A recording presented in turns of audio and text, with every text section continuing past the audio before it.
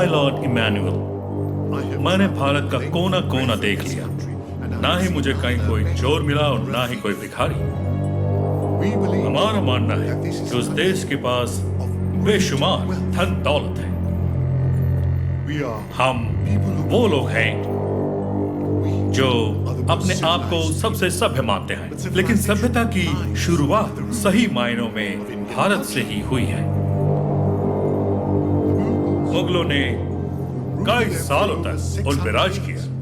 उन्होंने उनका खजाना जरूर लूटा, लेकिन उनकी तहजीब नहीं लूट पाए। उनकी ताकत वेदों, शिक्षा और सभ्यता में है। वो ताकत छीन लो, फिर भारत को लूटना आसान हो जाएगा। फूट डालो और राज करो की नीति से अंग्रेजों ने भारत की शासन व्यवस्था तहस नहस कर दी है। हर तरफ खलबली है। कुछ राजा और पालेगार आजादी के लिए ब्रिटिश के खिलाफ आंदोलन छेड़ चुके हैं। हम जानते हैं कि पहला स्वतंत्रता संग्राम 1857 का सैनिक विद्रोह था, जिसमें झांसी की रानी लक्ष्मीबाई ने बहुत बड़ी भूमिका निभाई।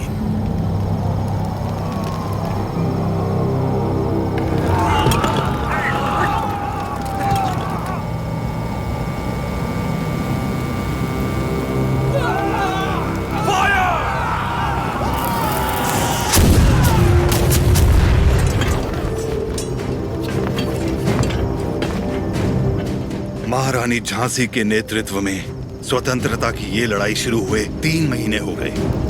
20,000 योद्धा हमारे साथ मैदान में उतरे और अब सिर्फ हम 100 योद्धा ही बचे हैं। कल अगर हम रणभूमि में उतरे तो फिर हम 100 भी नहीं बचेंगे। ये स्वतंत्रता संग्राम हमने शुरू किया था और हम ही इसे खत्म करेंगे।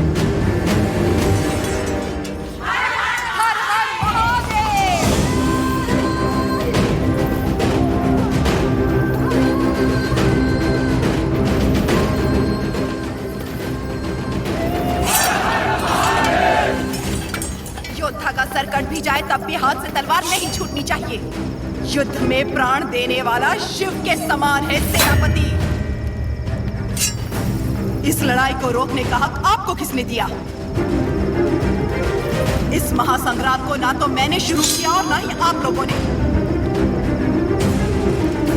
आप लोग लड़ने से डर रहे हैं क्योंकि सिर्फ 100 बचे हैं। इस युद्ध का पहला बिगुल 10 साल पहले फूंकने वाला था एक अकेला वीर।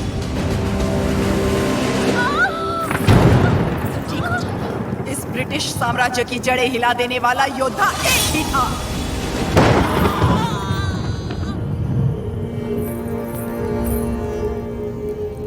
बेटा हुआ है, लेकिन मरा हुआ।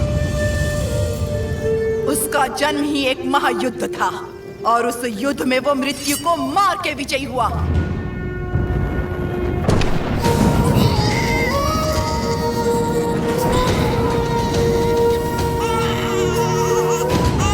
I love you. वो मृत्यु को हरा कर पैदा हुआ है, अब मृत्यु से छू भी नहीं सकती। वो एक योगी था, एक महायोद्धा था, स्वातंत्र की पहली अलख जगाने वाला रेनाडू का सूर्या।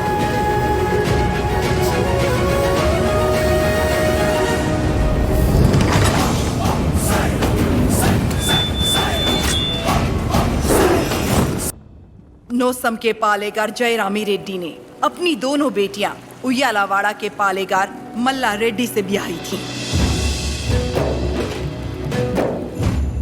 बड़ी बेटी ने 2 पुत्रों को जन्म दिया और छोटी ने एक को, जिसने सिर्फ 6 बरस की उम्र में दिखा दिया कि वो कोई साधारण बालक नहीं है। उन दिनों सीमा में भीषण अकाल पड़ा था। वर्षा के लिए यज्ञ करना था। यज्ञ में मज्जारी के किसी वंशज को जगन्नाथ पर्वत पे दीप प्रज्वलित करना था।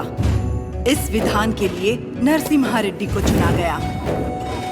हर कार्तिक पूर्णिमा को नरसिम्हा रेड्डी के हाथों दीप प्रज्वलन किया जाता।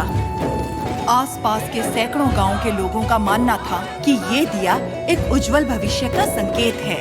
नरसिम्हा रेड्डी को उनके नाना ने गोद ले लिया क्योंकि उनके पास नोसम किले का उत्तराधिकारी नहीं था।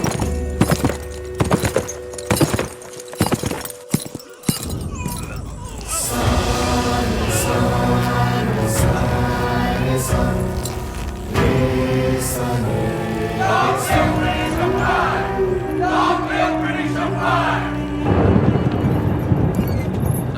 बोलो। आप जानते हो वो लोग क्यों मारे गए?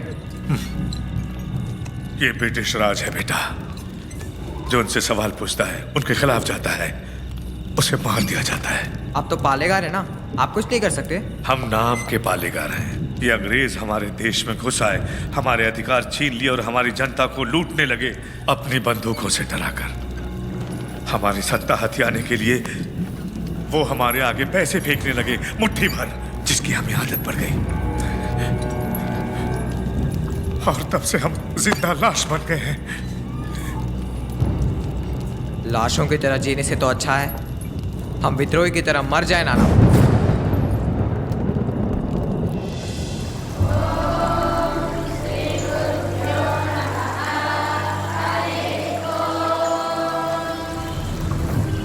सुना है आपने पूरे देश का भ्रमण किया है? हाँ। क्या सारे देश में गोरे लोग हमारे लोगों को इसी तरह मार रहे हैं? हाँ, मार रहे हैं। तो हमें भी उन्हें मार देना चाहिए ना? नरसिम्हा, अवश्य। तो मुझे आशीर्वाद दीजिए बेटा। मैं मारूंगा उनको। तुम अकेले कितने अंग्रेजों को मारोगे? 10 को तो खत्म कर ही सकता हूँ। हजारों की सेना है उनकी, वो मार देंगे तुम्हें। तो मर जाऊंगा। मारना मरना महत्व नहीं, महत्व है जीत। जीत के लिए तुम्हें युद्ध करना होगा। युद्ध करने के लिए तुम्हारे लोगों का साथ आवश्यक है। उनका साथ तभी मिलेगा जब तुम वही अग्नि उनके अंदर जला पाओगे जो तुम्हारे हृदय के अंदर है। स्वयं युद्ध बनना होगा।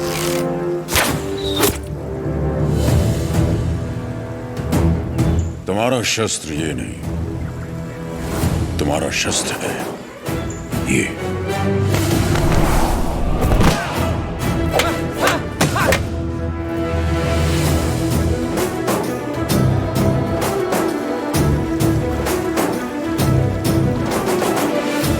तुम्हें पहले स्वयं पर विजय प्राप्त करनी होगी।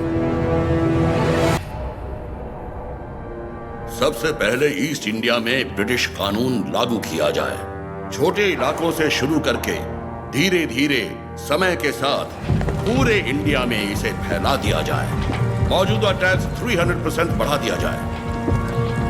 और इस तरह ब्रिटिश साम्राज्य ने भारत पर कब्जा कर लिया। वो बड़े अफसर जिनका अकेला मकसद भारत को लूटना था, उन्हें ऊंची कुर्सियों पर बिठाकर हमारे देश भेज दिया गया।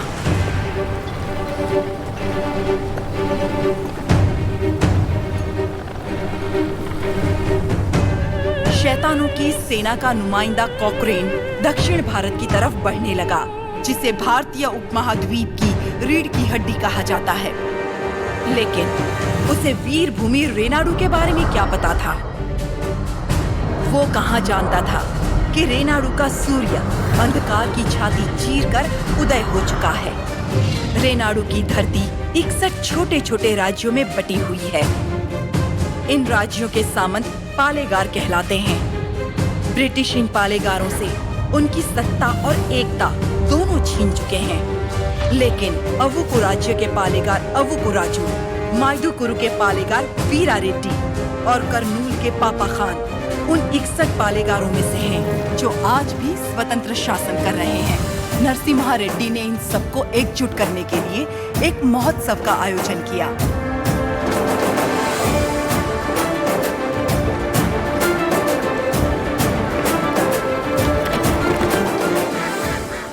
स्वामी, मेरा बेटा नरसिम्हा अंग्रेजों की इच्छा के विरुद्ध ये महोत्सव कर रहा है। क्या वो सफल होगा? नरसिम्हा रेड्डी कोई आम आदमी नहीं है। वो पृथ्वी पर एक लक्ष्य लेकर जन्मा है।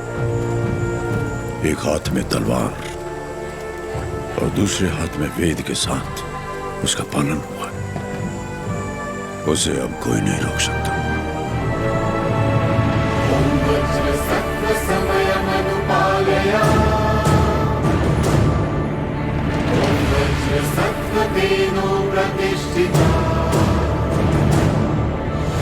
विद्रोही में भवः, शुतोषो में भवः।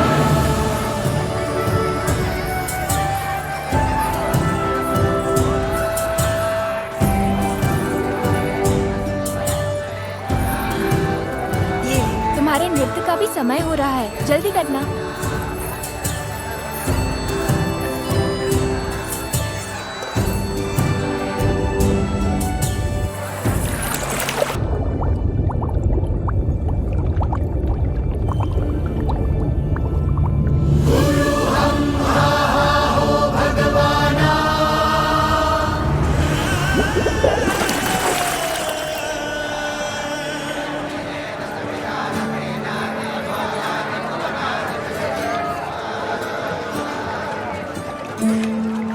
क्या हुआ बेटी? हाँ, स्वामी जी, अंदर कोई है?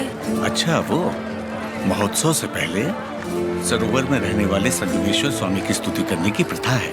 हाँ, लेकिन इतनी देर पानी में? जल में सांस रोकने की विद्या जानने वाले एक महापुरुष हैं, मज्जारी नरसिम्हा रेड्डी। जी।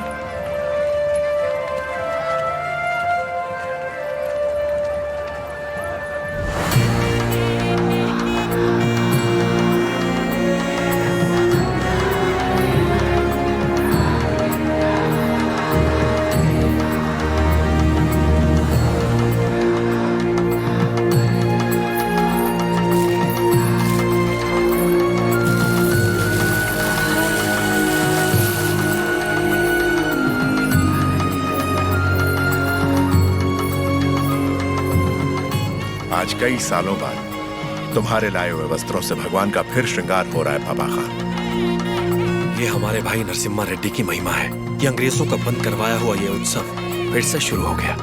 या अल्लाह, इस जश्न को किसी की नजर न लगे, सब मिलकर दुआ करो।